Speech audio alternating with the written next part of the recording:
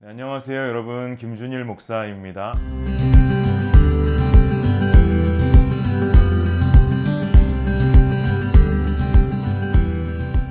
오늘 말씀은 요한일서 2장 7절부터 11절까지 말씀입니다. 요한일서 2장 7절부터 11절까지 말씀입니다. 우리 함께 읽어볼까요? 시작. 사랑하는 자들아, 내가 새 계명을 너희에게 쓰는 것이 아니라 너희가 처음부터 가진 옛 계명이니 이 옛 계명은 너희가 들은 바 말씀이거니와 다시 내가 너희에게 새 계명을 쓰노니 그에게와 너희에게도 참된 것이라. 이는 어둠이 지나가고 참 빛이 벌써 비침이니라. 빛 가운데 있다 하면서 그 형제를 미워하는 자는 지금까지 어둠에 있는 자요, 그의 형제를 사랑하는 자는 빛 가운데 거하여 자기 속에 거리낌이 없으나 그의 형제를 미워하는 자는 어둠에 있고 또 어둠에 행하며 갈 곳을 알지 못하나니 이는 그 어둠이 그의 눈을 멀게 하였음이라. 아멘. 네, 오늘 말씀으로 미움의 극복이라는 제목을 가지고 말씀 전하도록 하겠습니다. 네, 요한일서 세 번째 시간입니다. 숨예배 여섯 번째 시즌의 세 번째 예배이기도 합니다. 모두들 숨예배 잘 따라오고 계시지요? 어제 우연찮게 제가 숨예배 첫 시즌을 마무리하면서 첫 시즌 때 수고했던 스태프들이 영상을 모으고, 그리고 이지은 자매가 편집했던 숨예배 첫 시즌 마무리 기념 영상을 우연찮게 보게 되었어요. 그 영상 보면서 첫 번째로 들었던 생각은 젊다라는 생각 들었습니다. 숨예배 첫 시즌 이래봤자 한 3년 전 이야기일까요? 모두들 3년 전임에도 불구하고 아주 젊은 모습에 굉장히 놀랐습니다. 제 모습 또한 3년 전인데도 더 젊더라고요. 두 번째 들었던 생각은 그립다라는 생각이었습니다. 물론 숨예배를 통해서 봐오던 한 지체 한 지체들 개인적으로 있는 그리움은 당연하겠고요. 제가 그립다고 사실 표현한 것은 숨예배가 드려지는 그 장소에서만 느낄 수 있는 어떤 감정, 그런 것들이 있거든요. 그런 마음들이 있는데 그런 마음, 감정들이 좀 많이 그립더라고요. 숨예배를 현장에서 드려 오셨던 분들은 제가 무슨 말씀을 드리는지 공감하실 수 있을 거라고 생각합니다. 캄캄한 강의실, 그리고 숨예배에 오면 어떤 조명도 켜지를 않죠. 강의실 내 불 아무것도 켜지 않고 그냥 자리자리마다 켜둔 작은 전자촛불만이 우리의 조명이 되고, 그리고 프로젝터로 나오는 그 불빛만 조명이 되어서 울고 싶은 사람들은 마음껏 울기도 하고, 또 옆자리에 누가 있는지 앞자리에 누가 있는지 알려고자 하는 마음도 없고, 그리고 그 사람들 쳐다보지 않아도 되고 의식하지 않아도 되고 편안하게 울고 싶을 땐 울고 웃고 싶을 땐 웃으면서 드렸던 그 예배의 그런 모습들이 참 많이 그리웠습니다. 그래서 사실 오늘은 좀 고민했어요. 제가 지금 녹화하고 있는 이 방 안에 불을 다 끄고 촛불 하나 켜놓고 예배를 드려볼까. 왜냐면 숨예배 때 사용했던 그 촛불들이 제게 고스란히 아직 다 있거든요. 그렇게 녹화해서 하면 숨예배 분위기 좀 나지 않을까 고민했었는데, 그 고민을 접은 것은 그냥 저 혼자 시꺼먼 방 안에 앉아있고 여러분들은 저를 그 껌껌한 데서 쳐다보시느라고 눈만 아프실 것 같아서 그 생각은 그만 두게 되었습니다.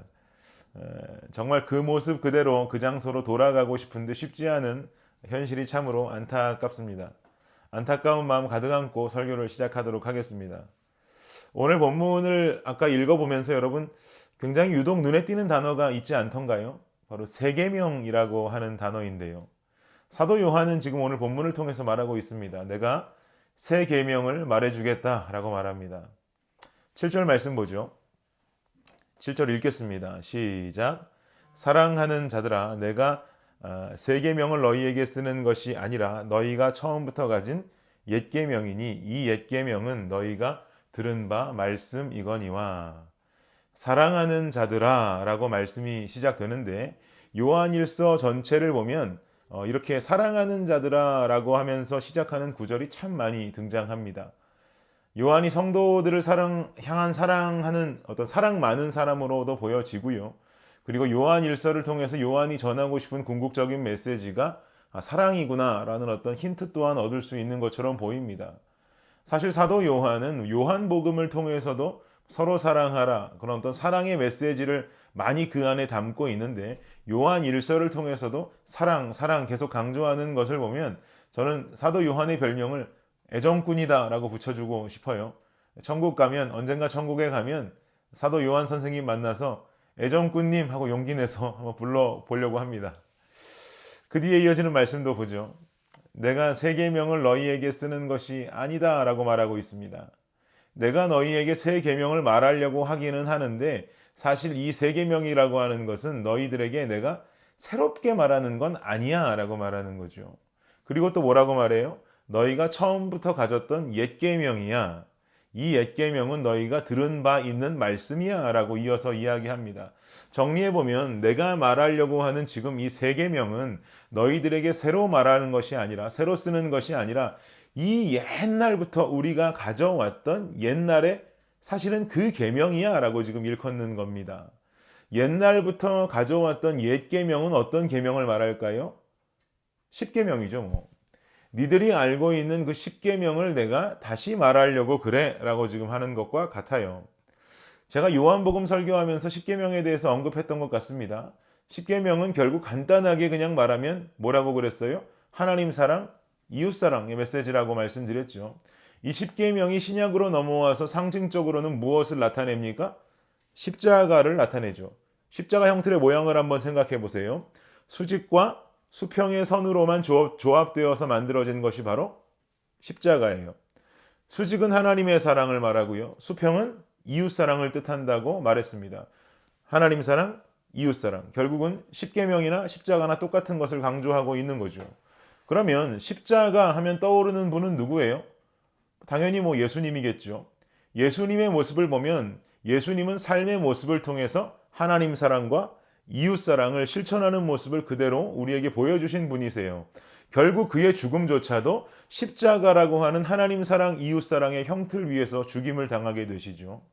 실상 이렇게 생각하면 십계명이 가리키는 것은 하나님 사랑, 이웃 사랑이고 이것이 세월이 흘러서 십자가라는 어떤 상징으로 표현이 되었고 결국 십자가는 예수 그리스도를 가리킨다라고 한다면 구약에서부터 내려온 십계명이라고 하는 율법이 진작부터 가리키고 있던 것은 뭐예요? 예수죠. 예수 그리스도입니다. 결국 구약은 십계명을 말하지만 그 십계명은 결국 예수 그리스도라는 대상을 예표하고 있었던 겁니다. 그리고 예수님은 자신을 율법의 완성이라고 말씀하셨고 사랑이라고 하는 것이 무엇인지 우리에게 정확하게 그 몸소 보여주셨단 말이죠. 이해가 되십니까? 결국 애정꾼 요한이 말하게 될 세 계명이 옛부터 있었던 계명이라면 그것은 무슨 말을 해도 예수 그리스도를 벗어날 수가 없고 또한 그것은 무슨 말을 해도 사랑에 관한 이야기가 될 것임을 우리는 미리 눈치채고 있어야 하는 것입니다. 8절 말씀 한번 볼게요. 읽겠습니다. 시작. 다시 내가 너희에게 새 계명을 쓰노니 그에게와 너희에게도 참된 것이라. 이는 어둠이 지나가고 참 빛이 벌써 비침이니라. 다시 내가 너희에게 새 계명을 쓰노니 다시 말하지만 이 새 계명은 우리가 이미 알고 있는 그 계명 예수 사랑을 담고 있는 계명을 말할 겁니다. 이는 어둠이 지나가고 참 빛이 벌써 비침이라. 무슨 말이에요?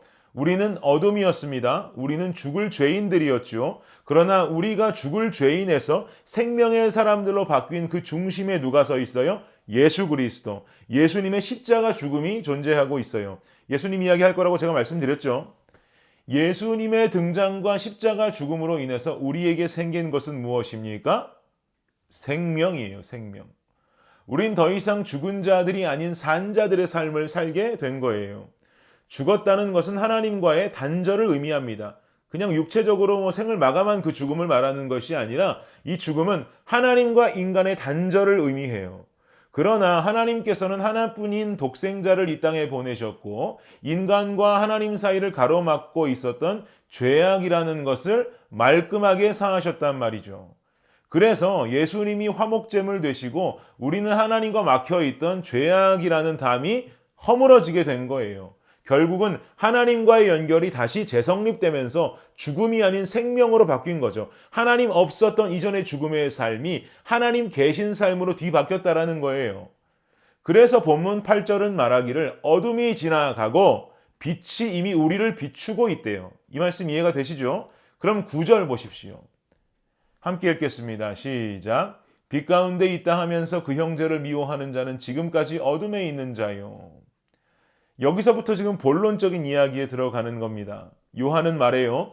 우리는 이미 예수 그리스도로 말미암아서 하나님과 우리 사이를 단절시킨 죄악에 관해서 해결을 입은 자들이다. 그래서 우린 어둠이 아니라 빛이고 죽음이 아니라 생명이다. 왜?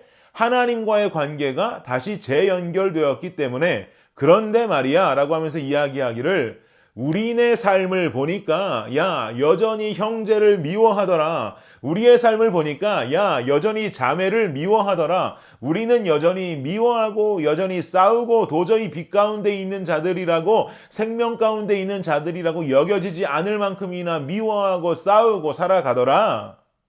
어찌된 일이냐라고 말하는 거예요. 이거 어찌된 일이냐. 그런데 9절 말씀은 그 답을 명확하게 말해요.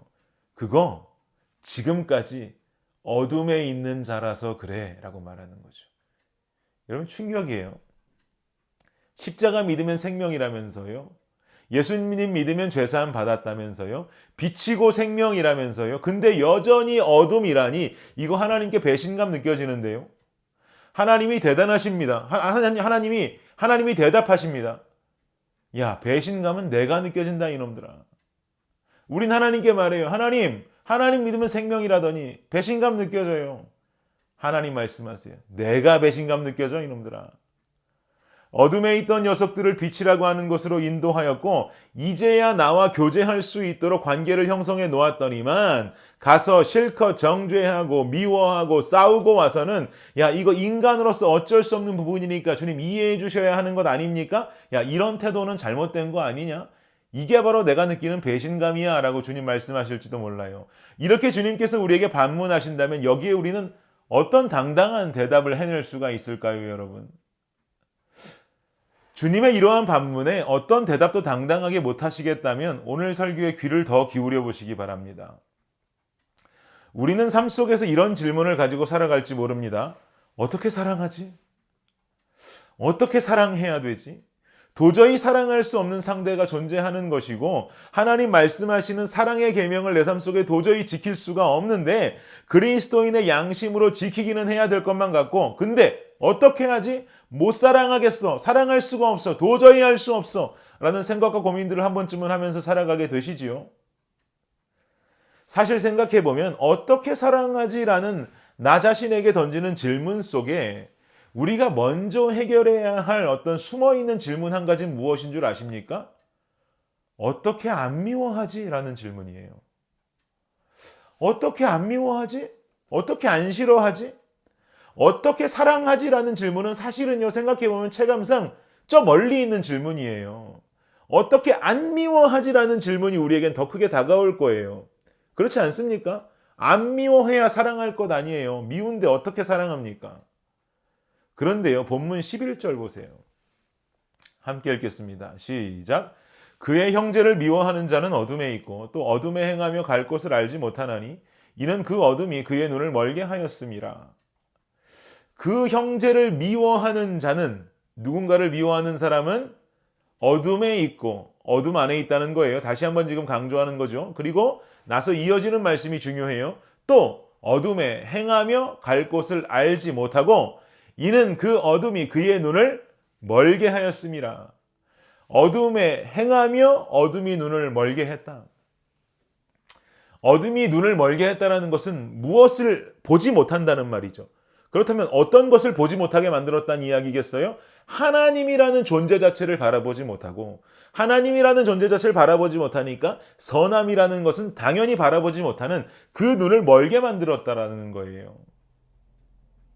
그런데 이렇게 하나님을 바라보지 못하게 되었다, 눈을 멀게 했다라는 말을 창세기 말씀을 보면 조금 다르게 표현하는 것을 알 수 있어요. 창세기 3장 6절 7절 말씀 함께 한번 봅시다. 읽을게요. 시작. 여자가 그 나무를 본즉 먹음직도 하고 보암직도 하고 지혜롭게 할 만큼 탐스럽기도 한 나무인지라. 여자가 그 열매를 따먹고 자기와 함께 있는 남편에게도 주매 그도 먹은지라. 이에 그들의 눈이 밝아져 자기들이 벗은 줄을 알고 무화과 나무 잎을 엮어 치마로 삼았더라. 창세기에 보면 아담과 하와가 선악과를 먹었습니다. 그리고는 말씀에 뭐라고 기록해요? 이에 그들의 눈이 밝아졌다라고 말하죠. 이 표현은 오늘 본문의 눈이 멀었다라는 말과 의미적으로 상통하는 말씀이라고 봐야 해요. 창세기 3장 9절 10절 말씀도 한번 보십시오. 읽을게요. 시작. 여호와 하나님이 아담을 부르시며 그에게 이르시되 네가 어디에 있느냐? 이르되 내가 동산에서 하나님의 소리를 듣고 내가 벗었으므로 두려워하여 숨었나이다. 지금 아담의 모습이 어때요? 하나님은 아담아 아담아 부르시는데 어떻게 하고 있어요? 숨었어요. 무슨 말이에요? 하나님은 이미 아담을 창조하셨고 아담과의 친밀한 관계가 있단 말이죠. 친밀했어요. 그러나 아담은 지금 어떤 행동을 취하고 있습니까? 친밀한 관계가 맺어져 있는 그 상대 앞에 그 관계 안에 본인이 숨어버리고 있어요. 하나님을 보지 않는단 말이에요. 볼 수 없단 말이에요. 바라볼 수 없단 말이죠. 결국 하나님과의 관계가 있지만 하나님을 바라볼 수 없는 단계. 결국 십자가의 구속함이 있지만 죄악이 눈을 멀게 해서 여전히 어둠을 살아간다라고 하는 오늘 본문의 사도 요한의 이야기와 일맥상통한 모습이 되는 거죠. 이러한 모습은 아담의 아들인 가인과 아벨을 통해서도 발견이 되는데요.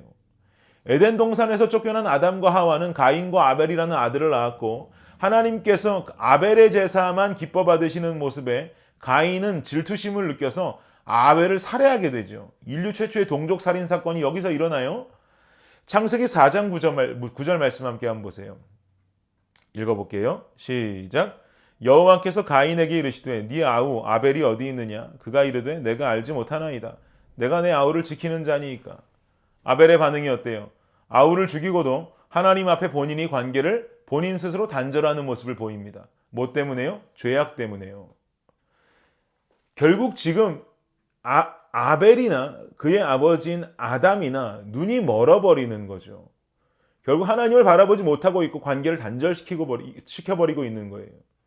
이 사실들을 머릿속에 기억하고 다시 요한일서 말씀으로 돌아와 볼게요. 오늘 본문 뒤에 이어지는 15절 16절 말씀 한번 보세요. 함께 읽겠습니다. 시작.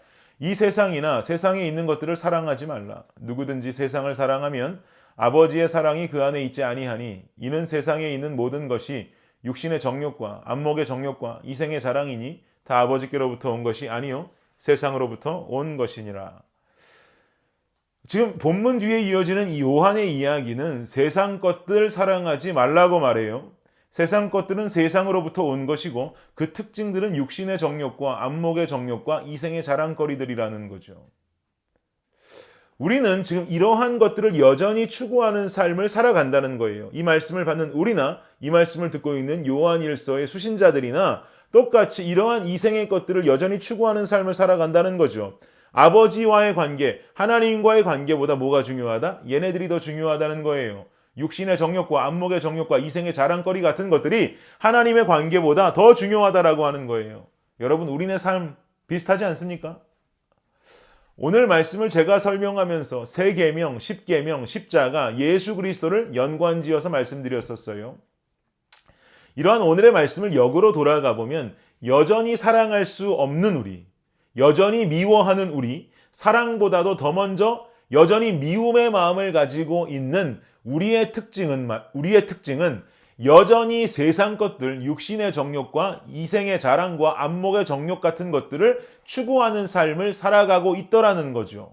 이것은 여전히 우리에게 남아있는 죄성으로 인함인데 우리에게 나타나는 모습은 하나님과 연결되어 있어야 하는 우리의 삶이다라고 말은 하면서 여전히 하나님 앞에서 스스로 숨어버리는 아담과 하와의 모습, 하나님 앞에 관계에 대해서 중요히 여기지 않는 되려 이생의 자랑과 안목의 정욕 같은 것들보다 되려 덜 중요시하게 여기는 하나님과의 관계, 이런 삶을 살아가는 가인의 모습과도 같은 부족함과 연약함이 발견되는 존재들이다라는 거예요. 이해가 되세요? 그래서 우리는 하나님 사랑, 이웃 사랑이라고 하는 십자가, 십계명의 삶을 못 살더라는 거예요. 여전히 사랑하지 못하더라는 거예요. 여전히 누구를 미워하더라는 거예요. 그럼 어떻게 해야 돼요?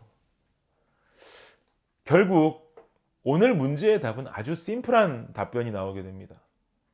지금까지 설명드린 이야기들 속에 우리가 해결해야 하는 문제 뭐가 있겠어요? 하나님과의 관계의 친밀함이죠. 십자가를 생각해 보세요. 수직은 하나님 사랑을 나타내고 수평은 이웃 사랑을 나타내는데 십자가라고 하는 것은 굉장히 균형이 잡혀 있는 형틀이에요. 모양이에요. 수직과 수평이 동일한 길이라고 생각해 보세요. 수직도 5cm, 수평도 5cm라고 한다면 이거 십자가 아니에요. 이거 그냥 플러스 기호일 뿐이에요. 반대로 수직이 엄청 긴데 수평이 아주 짧다면 이것도 십자가라고 보기 어려워요. 반대로 수직 엄청 짧고 수평 엄청 길면 이것도 십자가 아니에요. 십자가 모양 아니에요. 분명히 밸런스라는 게 있어요. 아, 저게 십자가구나 라고 하는 수직의 길이와 수평의 길이, 이게 바로 균형 잡혀 있는 십자가의 모습이에요. 십자가는 균형 잡혀져 있는 작품입니다. 즉 이웃사랑 실천에 앞서서 사랑이라는 단어조차 꺼내기 힘든, 여전히 누군가를 미워하고 누군가를 시기하고 누군가를 질투하고 어떤 이웃 간에 싸우는 삶을 살고 있다면, 그리고 그것을 도저히 내 스스로 해결할 수 있을 만한 내 자신의 자신이 없다라고 한다면 균형의 십자가를 생각해야 하는 거예요. 균형의 십자가. 되려 이럴 때 수직을 계속 늘리면 하나님의 십자가는 동시에 수평도 늘어나게 됩니다. 왜냐? 그게 십자가이기 때문에. 수직이 길어지면 얘도 길어져야 십자가의 형태를, 십자가의 모양을 유지할 수 있는 거잖아요. 이게 바로 십자가 균형의 원리예요. 결국 우리는 어느 곳에서도 관계의 답을 찾을 수가 없다면 그 답을 하나님과 나의 관계 속에서 찾아야만 합니다. 도저히 사랑할 수 없다면 하나님과의 관계를 도저히 이해 못할 친밀함의 관계까지 아주 많이 끌어올려야 되는 거죠. 그래야 사랑할 수 있는 마음이 열려요. 그래야 사랑할 수 있는 결단이 생기는 거예요. 하나님과의 관계는 단절이고 여전히 하나님과의 좋은 관계를 나 자신이 부인하고 있다면 이웃사랑의 단계까지 나오는 것 불가능해요. 어려워요. 할 수 없어요. 저는요, 이러한 관점에서 요한일서 1장 3절의 말씀이 마음속에 크게 와닿았어요. 읽어볼까요? 시작. 우리가 보고 들은 바를 너희에게도 전함은 너희로 우리와 사귐이 있게 하려 함이니 우리의 사귐은 아버지와 그의 아들 예수 그리스도와 더불어 누림이라. 아멘. 그리스도인이 추구해야 하는 이웃사랑, 성도의 사귐은 아버지와 그의 아들 예수 그리스도와 더불어 누려야 한다는 거죠. 그리스도인의 이웃사랑은 그냥 그저 지나가다가 김밥 몇 줄 말아주고 그 사람에게 사탕 몇 개 주고 어려울 때 도와주고 인간적인 마음으로 이해해주는 것, 그 정도의 것이 아니란 말이에요. 성도의 사귐과 성도의 사랑은 뭐냐면, 이웃 간의 사랑은 그 사귐과 교제 속에 누가 있어야 한다? 아버지 하나님과 예수 그리스도가 존재해야 된다는 거예요.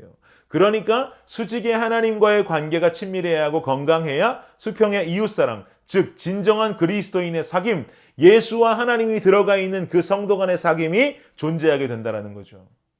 바로 이웃사랑 안에 예수를 담아내야 하기 때문에 그런 거예요. 여러분, 어려워요. 말로는 쉬운 거 저도 잘 압니다.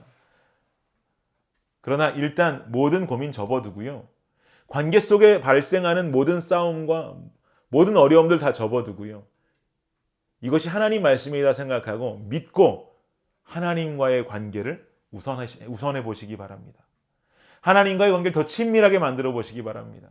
인간과의 관계가 어려워서 하나님과의 관계는 생각도 못해요. 그거 더 어려워요 라고 말한다면 그건 하나님 앞에 큰 서운함 드리는 겁니다. 그리고 진정한 해결 방법을 부인하는 것일지도 몰라요. 하나님 부르시는데 숨고 있는 것일지도 몰라요. 하나님 부르시는데 왜 불러요? 라고 반항하는 것과 똑같아요. 아담과 가인과 다를 것 없어요. 혹은 우리의 삶 속에 우리의 관계에 있어서 이미 그 안에 예수가 없었음을 의미하는 거예요.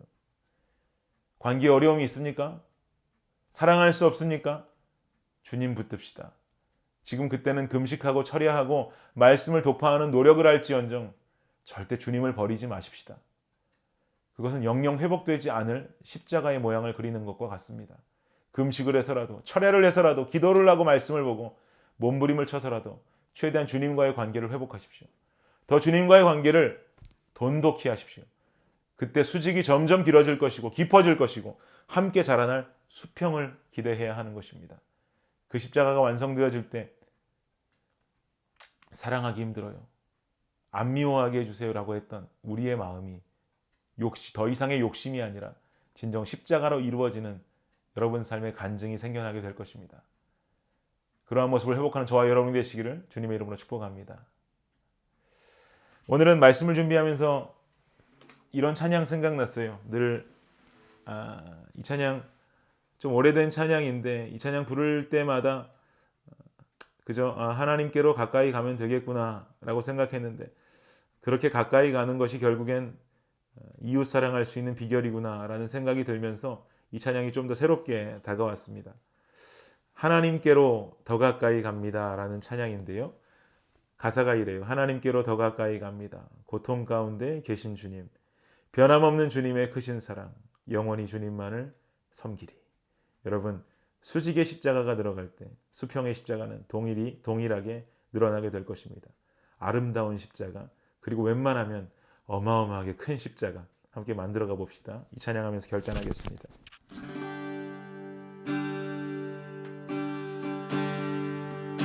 하나님께로 더 가까이,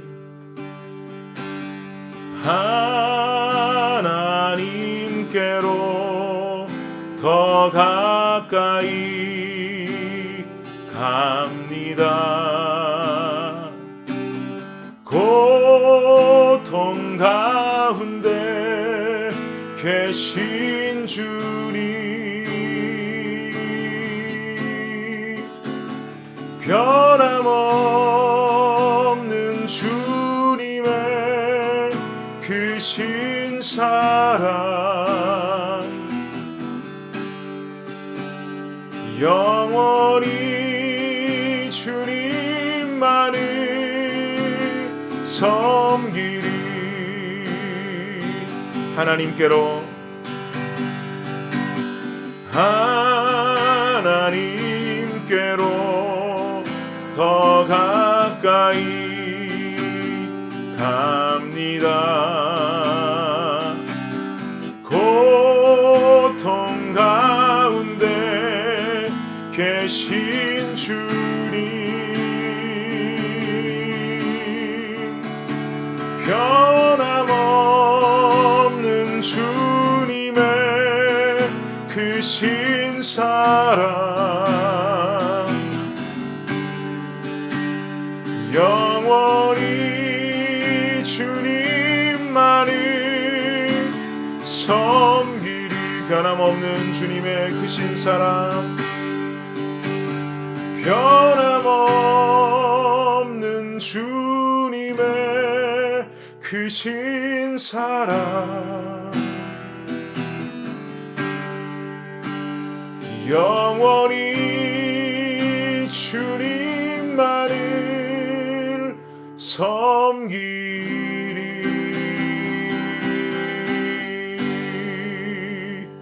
여러분, 이 시간에 우리 한 목소리로 좀 기도하길 원합니다. 여러분의 삶 속에 어떤 어려움이 있습니까? 관계의 어려움, 이웃사랑의 어려움, 사랑보다 더 미워하는 것을 멈추기 힘든 삶을 살아가고 있습니까? 주님 이 시간 우리에게 말씀하십니다. 너와 나의 관계를 회복하자. 너와 나의 관계를 더 굳건하게 하기를 원한다. 이 시간에 우리가 기도할 때 그 결단이 있기를 원합니다. 하나님, 십자가, 주님과의 그 수직이 너무나 깊고 더 커져서 수평이 알 수 없을 정도로 이웃사랑의 깊이가 깊어진 나의 삶이 되게 하여 주옵소서. 이 시간에 한 목소리로 기도하며 나아가도록 하겠습니다. 기도하고 결단하겠습니다. 기도합니다.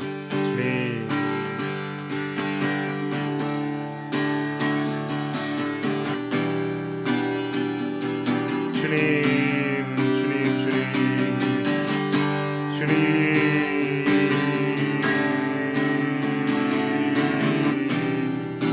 아버지 하나님, 내가 이렇게 설교하지만 나조차도 부족한 사람입니다. 주님, 나의 삶이 얼마나 주님과의 관계와 주님과의 친밀함이 있었습니까? 하나님, 나의 친밀함이 너무나 부족하였어. 내가 이웃사랑을 실천하지 못했다면 나부터 회개하게 하시옵소서. 주님, 내가 그 모습을 회복케 하여 주시옵소서. 주님과의 수직의 길이가 더 길어지며 더 깊어지며 수평의 길이마저도 아버지 하나님, 내가 그 모든 것들을 회복할 수 있는 믿음의 삶을 될 수 있도록 주님 붙잡아 주시옵소서. 주님,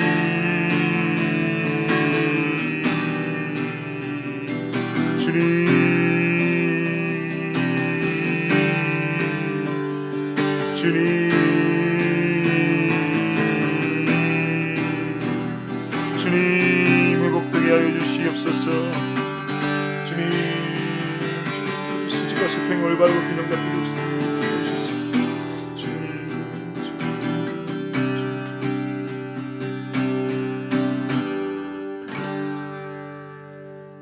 하나님 감사합니다. 나의 삶 속에 수직의 어려움이, 수평의 어려움이 있었다면, 그 수평의 어려움을 진정 나 자신이 극복하기 어렵다면 나는 수직의 성장을 꾀하길 원합니다. 하나님과의 관계가 돈독하여질 때 이해할 수 없는 수평의 해결이 따라올 줄 믿습니다. 수직과 수평은 공존하는 것이기에 십자가이고, 그것이 십계명이고, 그것이 예수입니다.